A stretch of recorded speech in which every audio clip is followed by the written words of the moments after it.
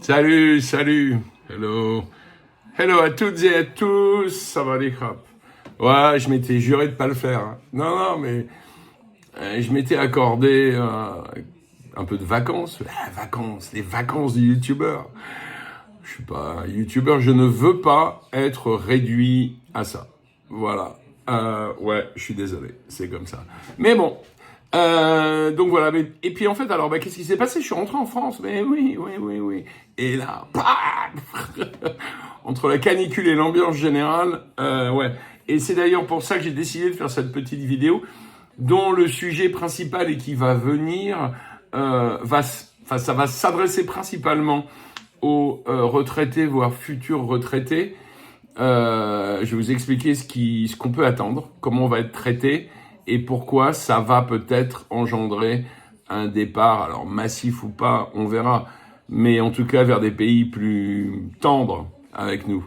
Bref, alors, ouais, je suis rentré, fin de canicule. Alors fin de canicule déjà, premier constat chez moi. Bon, les plantes à l'intérieur évidemment ont survécu parce que j'ai un petit service de ménage qui fait que ils arrosent. Par contre, j'ai perdu toutes les plantes de la terrasse. Il n'y en a plus une. J'ai récupéré des espèces d'arbustes qui a pris une très jolie couleur orange, complètement asséchée. Donc j'ai dû me débarrasser de tout. Donc maintenant, j'ai plus que des pots vides. Il y a pire dans la vie, je sais, voilà. Bon, en tout cas, la température, là, c'est franchement amélioré. Et c'est vraiment agréable, très agréable, déjà de vivre sans climatisation. Voilà. Et puis, surtout d'avoir des petites fraîcheurs le soir, où tout d'un coup, il fait plus que 24, 23 degrés. Il n'y a rien à dire, c'est chouette. Après, immédiatement, allez, je vais vous donner un scoop. Je suis en manque de Sanook. Ça veut dire quoi? Vous connaissez le Sanook, n'est-ce pas? Si vous le connaissez pas, vous demanderez à vos youtubeurs préférés, les grands spécialistes de la Thaïlande, où qu'ils soient. Le Sanook, en fait, c'est un concept culturel qui est fondamental en Thaïlande et qui malheureusement n'existe pas, ou plus, pour être sympa, en France. Le Sanook, en fait, ça désigne l'art, si on peut appeler ça comme ça, d'injecter du plaisir et de la joie et de l'amusement dans chaque aspect de la vie quotidienne. En effet, contrairement aux Occidentaux, qui séparent le travail des loisirs, les Thaïlandais estiment que toute action, même travailler ou étudier, doit contenir une part de Sanook pour valoir la peine d'être faite. Sinon, pour eux, ça vaut pas le coup. Voilà. Donc ici, il est peu dire que j'ai eu du mal à retrouver le Sanook, quoi. Non, mais c'est carrément, il n'y en a pas. Enfin, moi, si, ça va, mais il n'y a pas de plaisir, quoi. Jamais. C'est la règle. Pas de plaisir. Surtout pas. Surtout pas. Et puis après, l'autre truc, c'est vrai que au-delà d'une petite dose de Sanook, une petite dose de Krenjai au quotidien. Connaissez le Krenjai? Toujours pas? Demandez aux youtubeurs, là. Ils sont super forts.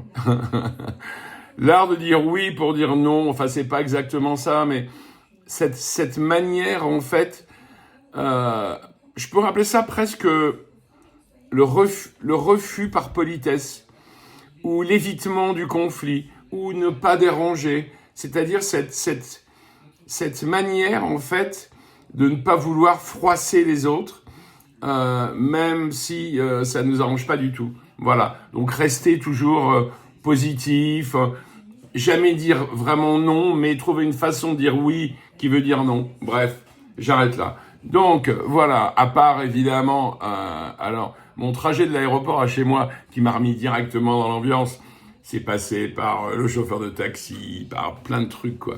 Et d'ailleurs, quand j'étais à l'aéroport, je me suis quand même fait cette remarque, quoi. Alors bon, le modèle de l'économie française ne s'y prête pas. Mais c'est vrai que quand on voit tous les petits boulots qui existent en Thaïlande, alors qu'ici on dit qu'il y a du chômage et qu'il n'y a pas de boulot, qui sont en plus des marques de respect. Je vais vous donner un exemple, des marques de respect pour les autres, pardon. Je vais vous donner un exemple. À l'aéroport, vous savez, quand vous attendez vos valises en France, vous avez vos valises qui arrivent par le tunnel là, et qui dévalent et qui passent sur le tapis roulant. tout ça en heurtant la balustrade, et en général, les valises se bousillent. Et ben en Thaïlande, dans la plupart des aéroports, vous avez un petit gars ou une petite nana avec un petit matelas en mousse qui attend les valises à la sortie de la rampe pour qu'elles évitent de se fracasser avec violence contre la rambarde. C'est un petit boulot. Pourquoi il n'y a pas ça en France? Bah, d'abord parce que je pense que les Français, avec la haute opinion qu'ils ont d'eux-mêmes, vont trouver ça dégradant, peut-être. Et puis surtout, il y a le coût de ce truc-là. C'est qu'un petit boulot comme ça en Thaïlande, ça coûte pas très cher. Alors qu'en France, imaginez l'employeur qui aurait l'idée de faire ça. Tiens, ADP, par exemple. Immédiatement, alors, contrat, charge sociale. Enfin bref, un coût qui est très vite exorbitant et qui, qu'est-ce que vous voulez que je vous dise, moi? C'est pas tenable pour la plupart des employeurs. Alors, il faudrait trouver un système, je sais pas, pour permettre à ces petits boulots d'exister, qui sortirait sans doute des gens un peu de la mouise, mais alléger le système social qu'il y a autour, alléger les charges qui pèsent sur les employeurs potentiels. Je me rends compte que j'ai gardé la télé, donc je vais faire un truc, je vais aller la couper et je reviens immédiatement. Bon, allez, de retour. Ouais, je vais vous parler des retraites parce que franchement, ça m'a sauté à la figure quand je suis arrivé ici. J'ai commencé à reprendre les infos, un peu, tout ça. Et puis, le système de retraite, en tout cas, les retraites, en général, deviennent vraiment un sujet brûlant. Alors, il s'agit de quoi? En fait, dans ce beau pays, la France, vous savez, dans les années 70, je crois, on disait la France a pas de pétrole, mais elle a les idées. Aujourd'hui, la France, elle a toujours pas de pétrole, mais elle a plus d'idées non plus. Et donc, du coup, pour essayer de remettre nos finances publiques un peu à niveau, est-ce que vous pensez que tous nos énarques et tous nos dirigeants auraient des idées, je sais pas, économiques, financières? Pas du tout. Pas du tout. Comme d'habitude, ils ont prévu de prendre dans la poche des gens. Et comme ils ont très peur des gens qui ont beaucoup d'argent, parce qu'évidemment, ils représentent un certain pouvoir économique, alors ils préfèrent prendre de l'argent dans les poches où ils savent que les gens sont pas des violents. Oui, si, je pense là, du coup, vont gueuler, certainement. Mais bon, voilà, ils se disent que c'est mieux. Et du coup, les retraites. Alors, les retraites, il s'agit de quoi? Vous savez que normalement, les retraites étaient plus ou moins indexées sur l'inflation. Un des projets, c'est d'arrêter ça. Alors, soit complètement, c'est-à-dire une désindexation générale de toutes les retraites, soit par palier. Ce qui veut quand même dire, grosso modo, que tous ceux qui seront au-dessus de, 2000 euros par mois, il y aura plus d'indexation. Donc, ça veut dire quoi? Perte de pouvoir d'achat. Ensuite, ils aimeraient aussi, sans doute, diminuer le montant des retraites, c'est quand même un peu violent. Ils n'ont pas envie de créer une révolution, donc je pense qu'ils n'y toucheront pas. Par contre, les 10% d'abattement auxquels les retraités avaient toujours droit pour frais professionnels. Alors, évidemment, les retraités ne travaillent plus normalement. Donc, vu que c'est pas du travail, pourquoi faire un abattement pour frais professionnels? Boum, 10% d'abattement qui vont disparaître. Ensuite, quoi? Ensuite, sans doute, une augmentation pour certains en tout cas, de la CSG, je sais plus comment ça s'appelle l'autre, je vous en reparlerai, bref, voilà. Suppression d'abattement, augmentation de cotisation à droite à gauche, tout ça va donner une perte de pouvoir d'achat importante, et en plus qui va perdurer dans le temps, parce que la désindexation, vous savez, en général en France, quand on est assez rapide pour enlever un truc, on est beaucoup plus lent pour le remettre. Donc, je pense que c'est un système qui va se mettre en place et qui va perdurer. Du coup, je me suis dit, oulala, mon Dieu, mais déjà que c'est un peu entamé, mais il va y avoir un exode massif des retraités qui vont vouloir partir à l'étranger pour échapper à l'enfer français et surtout pour se diriger vers des pays où le coût de la vie où le coût de la vie est moins cher. Alors, quels sont les retraités qui vont être concernés? Les retraités qui disposent d'une pension modeste, parce qu'évidemment, ils vont rechercher à récupérer le pouvoir d'achat qu'on va leur faire perdre ici en allant vers des pays où le coût de la vie est inférieur, Thaïlande par exemple, et puis les retraités qui sont relativement aisés, voire carrément aisés, et mobiles, et qui du coup peuvent facilement organiser, et durablement surtout, leur résidence à l'étranger. Alors, on pourrait se dire, ah mais ils sont complètement fadas là, le gouvernement, ça va provoquer une perte économique pour la France. Certes, ça paraît à peu près évident, hein, puisque quand un retraité s'installe, je sais pas, au Portugal, au Maroc, en Thaïlande ou ailleurs, sa pension française, elle continue d'être versée, mais l'essentiel de sa consommation, elle va bénéficier à qui? Au pays d'accueil. Surtout si c'est quelqu'un qui ne revient plus du tout en France. On peut parler de quoi? Logement et les charges, alimentation, loisirs et restauration, services à domicile, dépenses de santé, TVA et taxes locales. La France va être obligée de dire au revoir à tout ça.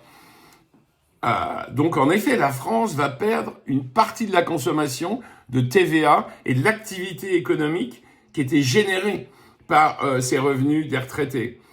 Alors il faut quand même savoir que d'ores et déjà, il y a près de 4 milliards d'euros de pensions françaises qui sont versées chaque année à des bénéficiaires résidant à l'étranger.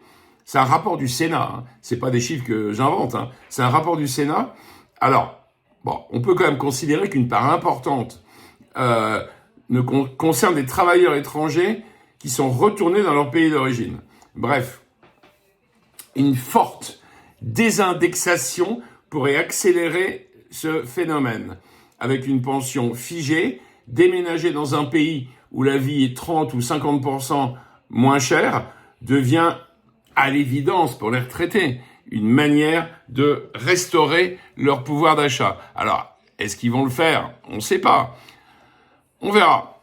Alors, l'État, dans ses grands délires, pense qu'il peut peut-être y trouver un intérêt budgétaire. Voilà.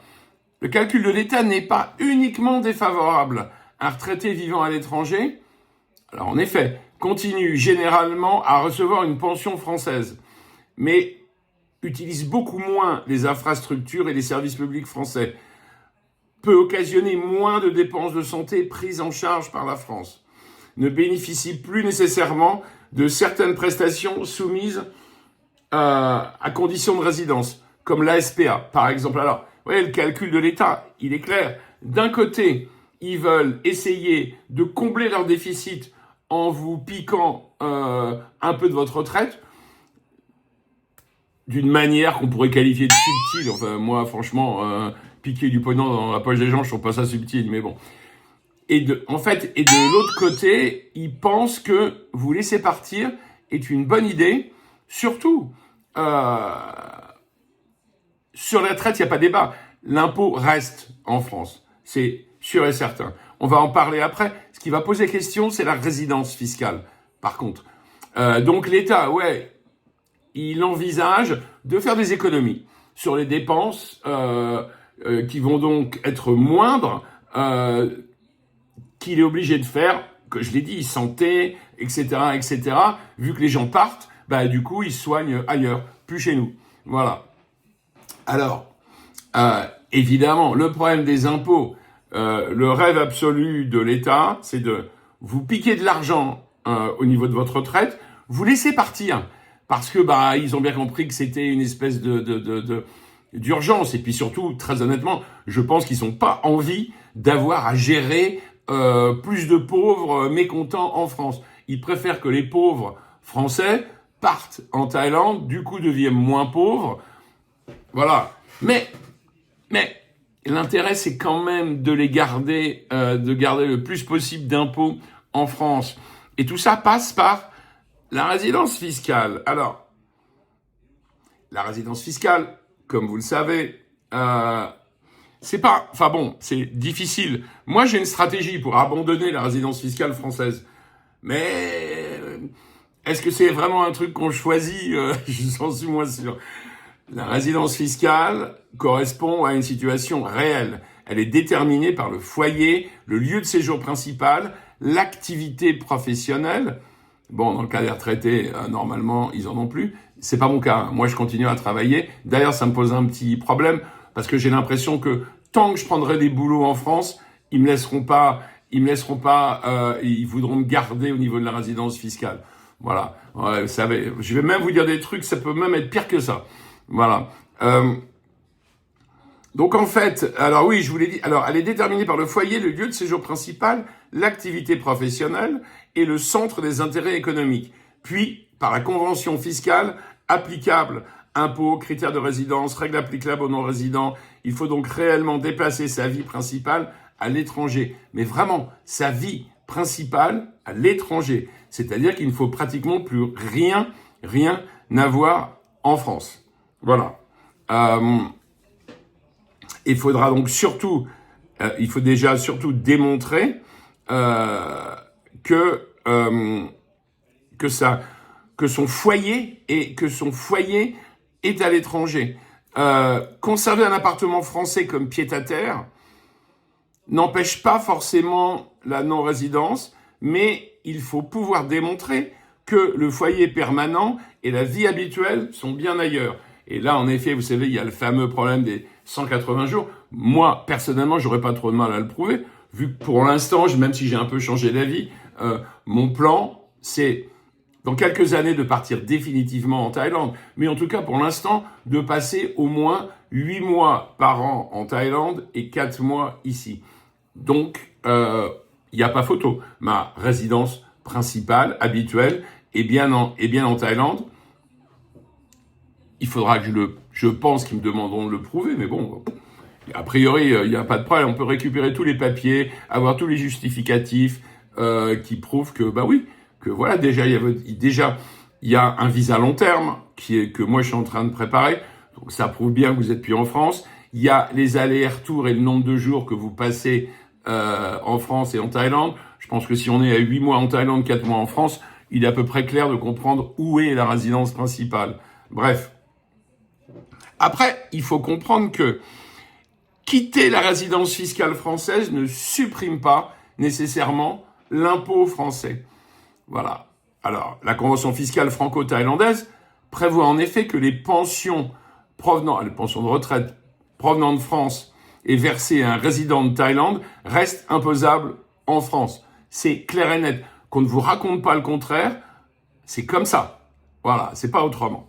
Alors, la Thaïlande, en fait, doit donc exonérer, conformément au mécanisme prévu par la Convention franco-thaïlandaise, articles 18 et 23. Vous pourriez donc devenir non-résident fiscal français tout en continuant à payer en France l'impôt correspondant à vos pensions françaises. En revanche, les règles des non-résidents s'appliqueraient avec notamment la possible disparition de la CSG et de la CRDS, sous réserve de votre situation sociale précise. Alors, ouais, ça représente quand même pratiquement 10%, hein, ce qui veut dire que normalement, si vous n'êtes plus résident fiscal français, mais résident fiscal thaïlandais, et uniquement, enfin, à part le fait que vous paierez toujours vos impôts en France, mais en tout cas, le montant de votre retraite devra être augmenté, ça doit représenter à peu près quand même 10%, je crois, hein, des montants prélevés pour la CSG et la CRDS. Ce qui veut dire que par définition, votre retraite va augmenter. Alors vous voyez, c'est des petits mécanismes d'ajustement. Malheureusement, j'ai un peu l'impression qu'au final, quand on aura fait tout ça, le résultat va être 0. Vous savez, c'est un peu 0 plus 0 égale la tête à Toto. C'est un peu ça. Bah oui, parce que d'un côté, eux, ils vont vous enlever 10% d'abattement pour frais professionnels. Mais vous allez réussir à récupérer 10% en n'ayant plus à cotiser CSG et CRDS. Voilà. Bon, le seul truc que vous allez avoir à subir, c'est une perte de pouvoir d'achat liée à la désindexation, donc au gel de vos retraites. cet écart de pouvoir d'achat, vous allez le récupérer en allant en Thaïlande où l'inflation est un peu moins importante et surtout où le coût de la vie est moins cher. Mais bon, alors je vais pas faire des calculs savants, c'est un peu compliqué quand même, mais je pense honnêtement que le résultat de tout ça, disons que si vous arrivez à garder le même niveau de vie, le même pouvoir d'achat et le même montant de retraite avec les jeux 10% en moins mais 10% en plus, ça sera pas mal. Voilà. Alors, ce problème-là moi, je pourrais vous parler de mon cas, hein, par exemple. Bon, je vais pas vous dire... j'ai un montant de retraite qui est très satisfaisant. Je vous donnerai pas le montant, comme ça, j'aurai pas de commentaires désagréables. Bah ouais, c'est comme ça. Ouais, les commentaires désagréables et haineux, dont un que j'embrasse très fort. D'ailleurs, je voudrais lui dire un truc. Tiens, vu que j'y suis, faut qu'il arrête de m'envoyer des mails parce que franchement, ils partent direct dans les spams. Je les lis pas et je les dégage direct.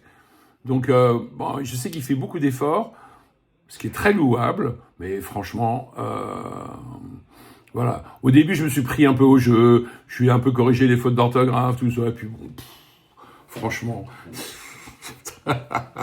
bref, voilà. Ouais, donc moi, dans ma situation, alors, évidemment, en France, j'ai un revenu qui sera très confortable, même si je suis juste à la retraite et que je ne perçois que ma pension. Mais bon, même si je suis propriétaire de mon appartement, hein, il y a quand même...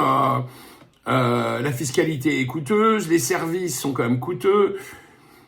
Donc il est évident que avec la même pension à Wahin, même en payant une assurance médicale assez chère, même avec des frais de voyage entre Wahin et la France, bah mon niveau de vie, il sera assez sensiblement supérieur. Voilà. Enfin bon, alors pour conclure sur cette première partie, une politique répétée de gel ou de sous-indexation pourrait effectivement provoquer une expatriation supplémentaire des retraités français mobiles. Voilà. Le gouvernement en est certainement conscient. Ils sont idiots, mais pas tant que ça, quand même. Mais je pense qu'il espère, en tout cas qu'il estime que c'est un phénomène qui va rester limité. Pourquoi ? Parce que la majorité des retraités, ils souhaitent pas trop s'éloigner de leur famille, de leur logement, de leur médecin, de leur environnement quotidien. Ceux qui franchiraient effectivement le pas, ça serait surtout les personnes déjà attirées par une vie à l'étranger, comme moi, ou comme vous, voilà, et pour lesquelles la baisse de pouvoir d'achat agirait en fait comme une espèce d'accélérateur, c'est-à-dire qu'ils y pensaient déjà, mais là, avec ce qui nous prépare, c'est clair qu'ils vont y aller. Donc ce serait plutôt un accélérateur que la cause unique, quoi. Vous voyez que c'est quand même assez dégueulasse. C'est-à-dire que l'État français, nos politiques, parient en fait sur le fait, allez, on va le dire, que les retraités seront pas assez motivés et n'auront pas les pour partir à l'étranger et récupérer une vie un peu cool. Ils nous prennent vraiment pour qui, quoi? C'est vraiment dégueulasse. Bon, bref, je vais vous en parler un peu plus. Je reviens immédiatement après avoir été boire un café. À tout de suite. I'm back. C'est pas évident. Donc, oh, pardon. Dans 2 ans, personnellement, je vais vous parler de moi. J'ai prévu de ne plus avoir de lien économique avec la France, à part le versant de ma pension de retraite. Mais c'est tout. Plus aucun placement et bien sûr plus aucune activité de quelque ordre que ce soit. Alors ça veut dire en fait que dans les 2 années qui viennent, j'ai encore un peu de boulot, des trucs que j'ai envie de faire et je sais que si je travaille ici, c'est pas la peine de leur dire que je suis plus résident fiscal, ça ne sera pas, c'est sûr. Voilà. Donc en fait, dans 2 ans, plus de liens économiques.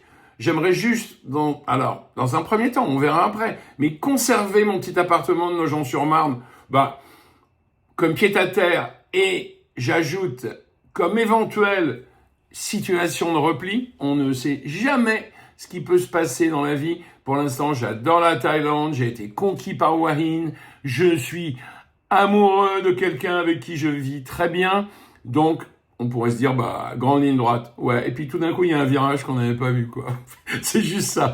Et puis là, on se dit, oh non, ça le fait pas, tiens, allez, je vais rentrer. D'ailleurs, ça pourrait aussi être une maladie, j'en ai déjà parlé dans d'autres vidéos, mais moi, je le sens comme ça, hein, même avec une bonne couverture là-bas, pour des raisons, je dirais, pratiques.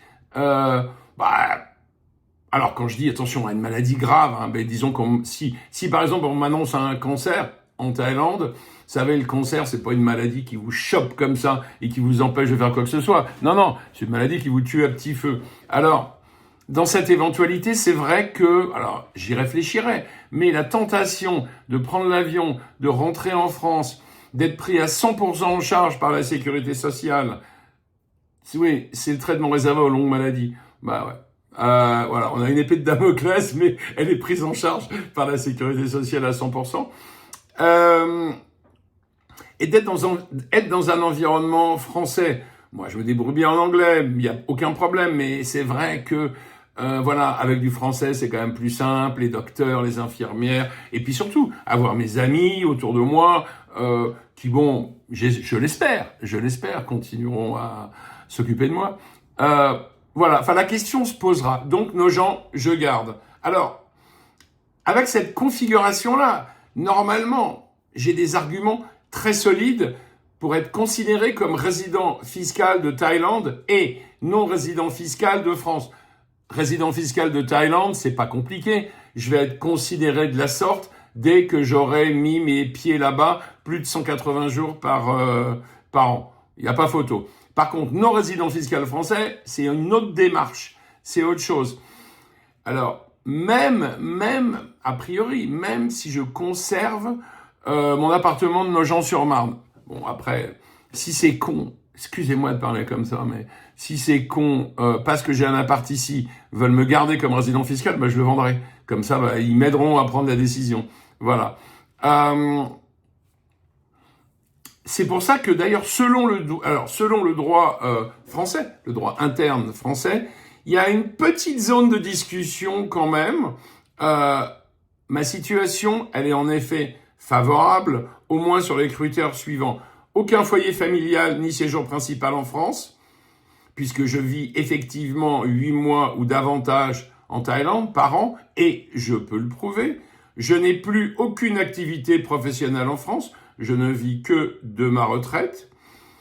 En revanche, alors à part ces deux critères-là, l'administration fiscale pourrait observer que mon appartement français reste disponible en permanence et que la totalité ou quasi-totalité de mes revenus réguliers, mes pensions, provient de France. Vous voyez, le truc, c'est qu'ils veulent pas me lâcher, en fait. Ils veulent bien que je parte pour payer mes pâtes moins cher, mais par contre, les impôts, non, s'il vous plaît, là, restez en France. Alors, il est arrivé que la jurisprudence en France ait considéré que des pensions exclusivement françaises pouvaient maintenir en France le centre des intérêts économiques au sens du droit français, au sens du droit interne français.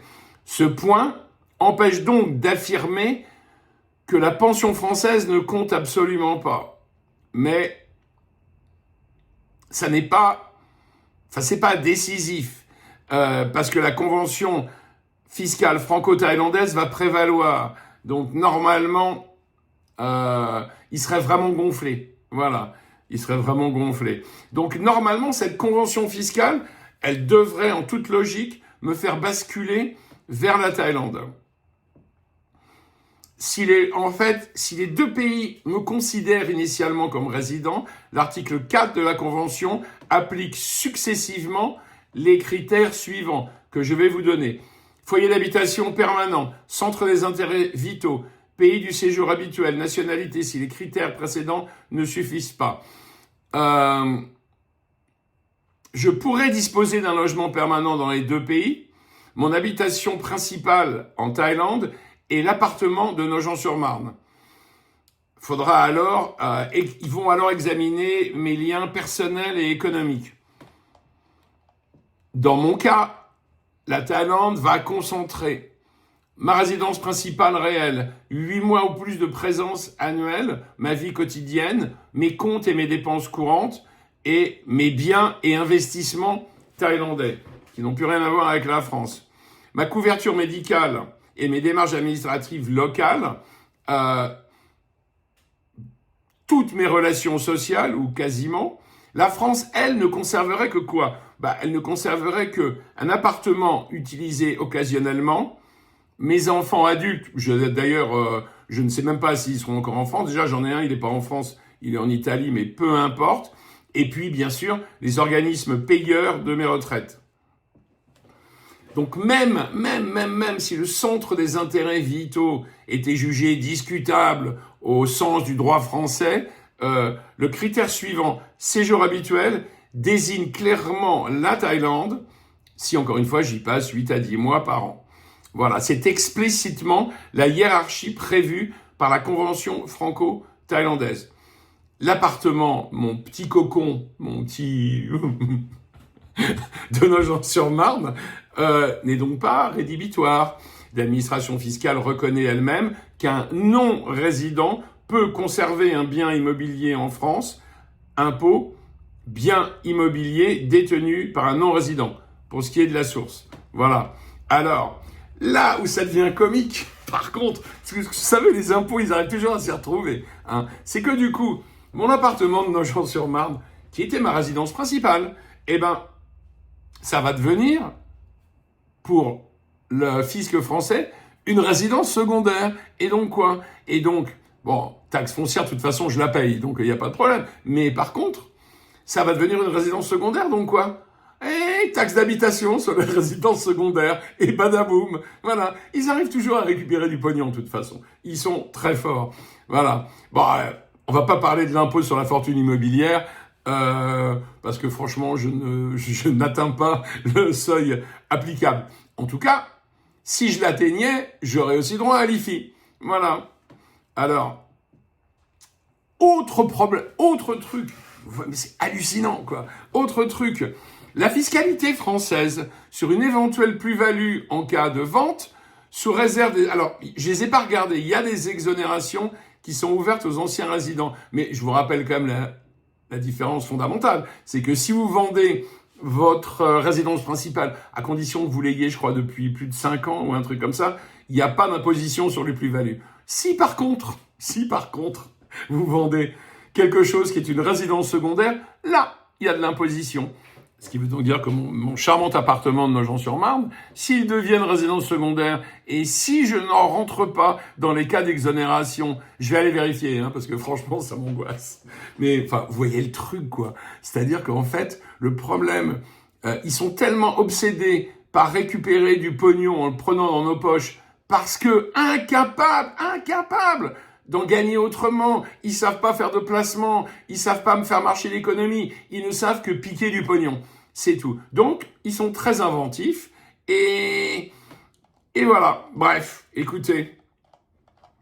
Donc, toujours est-il que, voilà, pour moi, mais vous avez vu le cas de figure, en fait, il faut impérativement, si les réformes sur la retraite passent, il faut impérativement se barrer, arrêter d'être résident fiscal français. Ils sont très optimistes, mais croyez-moi, ils vont y perdre. Ils vont y perdre. Voilà. Donc moi, dans ma tête, c'est très clair. Très, très clair. Dans 2 ans, je suis parti. Je reviens là tout de suite. Ben ouais, je sais, mais je suis une vieille personne. Il faut que j'aille aux toilettes. Ouais, je suis revenu. Alors, vous vous en rendez pas compte, mais je suis parti un peu longtemps, parce que je n'ai pas été qu'aux toilettes. Non, j'ai été regarder cette histoire, figurez-vous, d'exonération d'impôts sur les plus-values pour les, comment ils appellent ça, les ex-résidents. Alors, c'est assez simple, je vais vous donner un cas concret. Vous vous barrez le 1er janvier 2028.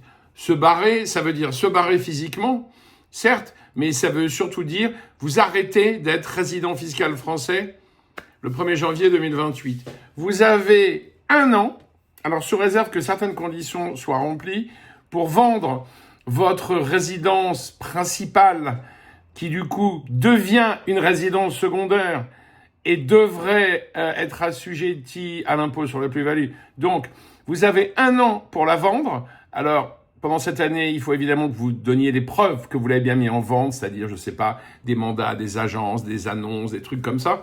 Qu'ensuite, le logement soit resté vacant, ce qui veut dire pas loué et même pas prêté à quelqu'un de vide. Voilà, donc vous avez un an. Si vous réalisez la vente avant le 31 décembre 2028, en étant parti le 1er janvier, vous êtes exonéré totalement de l'impôt sur les plus-values en cas de vente d'une résidence secondaire. Quand vous passez en 2029, en fait, vous allez avoir vous allez toujours avoir une exonération. Alors, je crois qu'en plus qu'elle va courir pendant 10 ans. Vous allez avoir une exonération, toujours pareil, hein, sous réserve de conditions, de machin. Bon, c'est un peu compliqué. Mais en tout cas, vous aurez une exonération de 150 000 € sur vos plus-values. C'est-à-dire que votre plus-value est de 200 000, ils enlèvent 150 000 et donc vous avez à payer des impôts uniquement sur ce qui reste. 200 000 moins 150 000, 50 000. Alors, rappelez-vous d'une chose, quand vous calculez comme ça une plus-value, en fait, donc vous avez la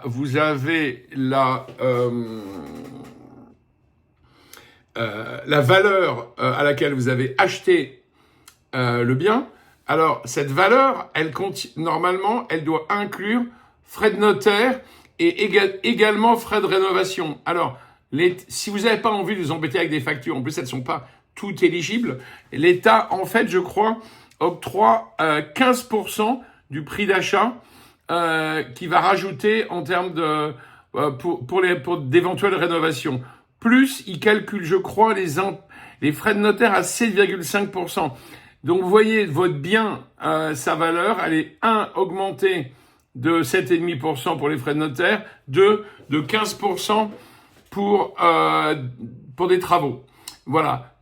L'État vous donne ça. Il n'y a pas de problème. Il vous demande pas de justificatif. Si maintenant vous avez fait des travaux énormes, mais attention, parce que c'est pas tous les travaux, c'est pas du papier peint, hein. Si vous avez fait des travaux très importants, et que vous avez les justificatifs, et qui dépassent les 15% de la valeur du bien, que l'État vous donne automatiquement, dans ce cas-là, vous pouvez aussi passer aux travaux réels. Voilà, ça c'est à vous de voir. Toujours est-il que... alors j'ai aussi été regarder petite subtilité, n'est-ce pas? Vous vous rappelez, je vous ai parlé du fait que, en n'étant plus résident fiscal français, votre pension de retraite allait se voir augmenter de la suppression en fait des cotisations sociales CSG, CRDS, CASA. Alors CSG 8,3%, CRDS 0,5%, CASA, CASA 0,3%. Donc en effet, tout ça va faire augmenter mécaniquement votre retraite. Sauf que l'État vous attend toujours, même à ce petit tournant. Alors, en fait, mais c'est hallucinant, donc vous bénéficiez en effet d'un petit de cet allègement, mais en fait l'État qui considère que alors c'est confirmé par l'assurance retraite, hein, vraiment.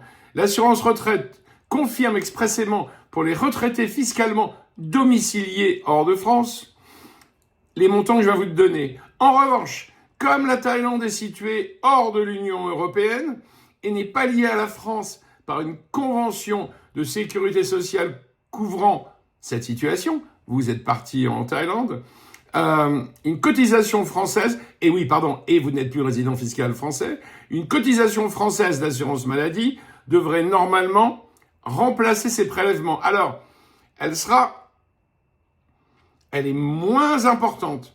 Mais voilà, c'est pas une disparition pure des prélèvements sociaux, c'est le remplacement par des prélèvements sociaux moins importants. Vous y gagnez toujours à l'arrivée, juste un petit peu moins. Je vais pas vous donner Moi, j'ai fait les calculs pour moi, pour rigoler, mais bon, voilà.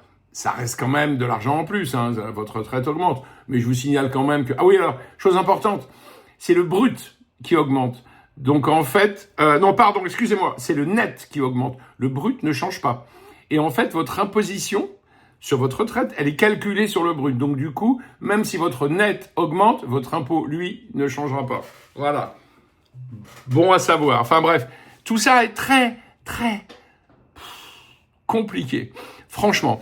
Mais bon, je vous fais un petit résumé de tout ça. D'ailleurs, tiens, j'ai eu une petite idée.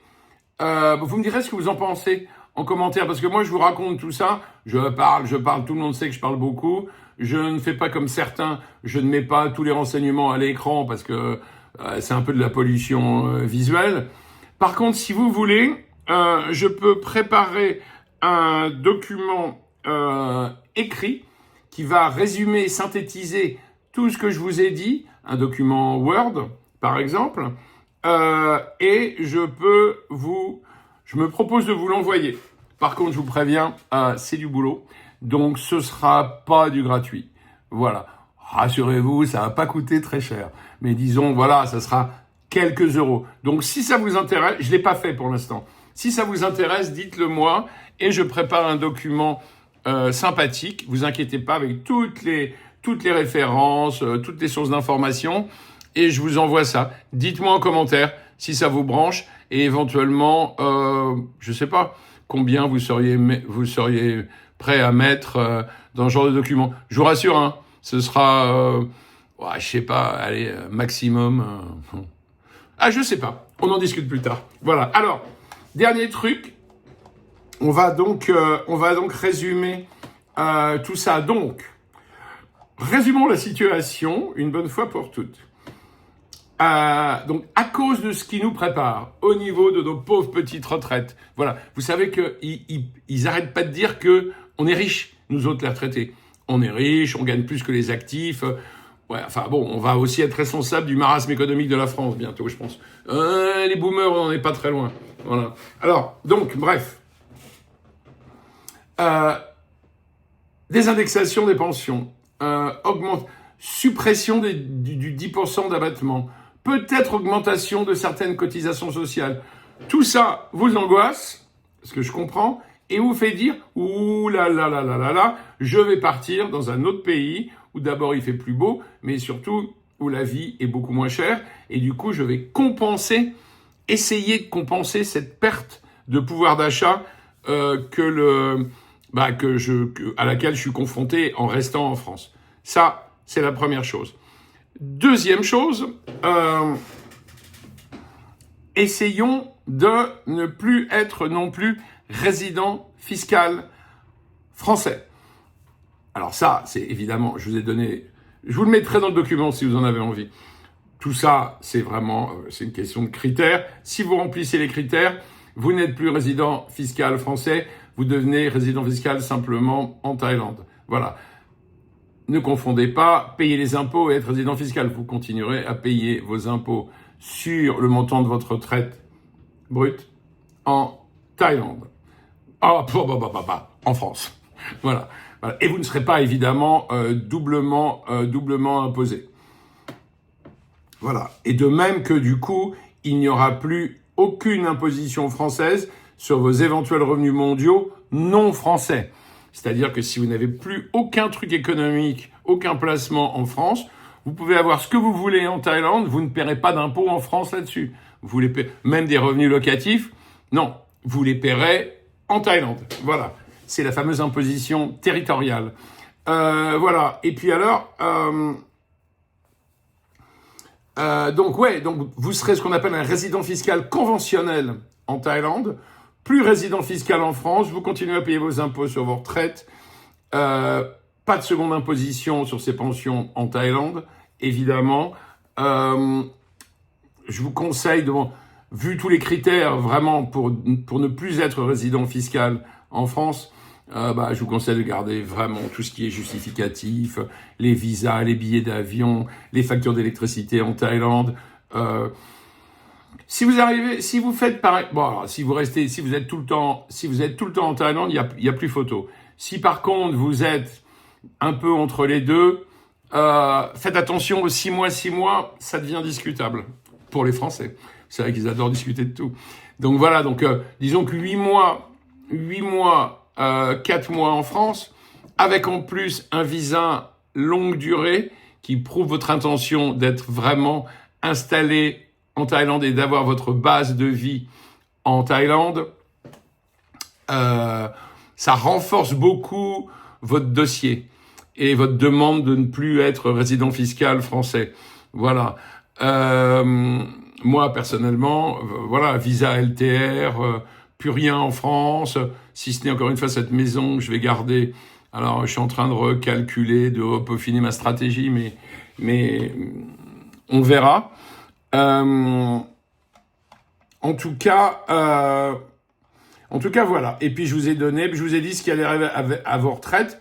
Mais, si on prend en compte la globalité de l'opération, outre le choc psychologique de quitter la France, choc psychologique sur lequel l'État compte pour vous garder, si vous avez le courage ou simplement l'envie, la nécessité de partir, et pourquoi pas en Thaïlande, sachez qu'au global, l'aspect financier sur vos retraites, disons que vous allez réussir à compenser la perte de pouvoir d'achat en France. Vous n'allez pas gagner plus d'argent, mais en tout cas, vous n'allez pas trop en perdre, ou voire pas en perdre du tout même. Voilà. Gardez en tête cette proposition que je vous ai faite, parce que vraiment, je suis prêt à le faire, j'ai un peu le temps en ce moment. Voilà, je vous embrasse, je vous souhaite très belle journée, et puis à très bientôt. N'oubliez pas, on like, on commente, on s'abonne. Ciao, ciao, bye bye.